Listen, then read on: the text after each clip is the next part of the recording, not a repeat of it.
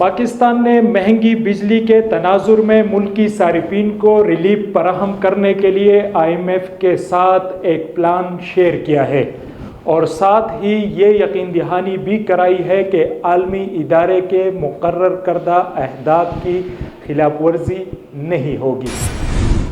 السلام علیکم، میرا نام مظفر شاہ ہے اور آپ دیکھ رہے ہیں ہمارا فیس بک اور یوٹیوب چینل۔ ناظرین کرام، نگران وزیر خزانہ ڈاکٹر شمشاد اختر کا کہنا ہے کہ انہوں نے براہ راست IMF حکام سے بات نہیں کی۔ پاکستان کی طرف سے ایک ٹیم نے عالمی ادارے کے حکام سے بات چیت کی ہے اور وہ IMF پروگرام کو جاری رکھنے کے لیے پرعزم ہے۔ تاہم وزارت خزانہ کے ذرائع کا کہنا ہے کہ 2023-24 کے بجٹ میں ہنگامی بنیادوں پر 250 ارب روپے مختص کیے گئے تھے اور یہ رقم بجلی صارفین کو ریلیف دینے کے لیے استعمال کی جا سکتی ہے۔ مجوزہ ریلیف پیکج پر IMF کو قائل کرنے میں کچھ وقت لگ سکتا ہے اور یہ ریلیف پیکج 400 یونٹس تک بجلی استعمال کرنے والے صارفین تک محدود ہو سکتا ہے۔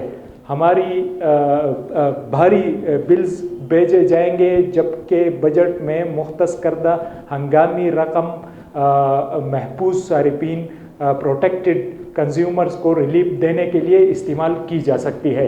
ایک اعلیٰ سرکاری عہدیدار نے ایک نیوز سے بات کرتے ہوئے بتایا کہ یہ رقم IMF کی اجازت سے صرف 400 یونٹ استعمال کرنے والے صارفین کے لیے استعمال کی جا سکتی ہے۔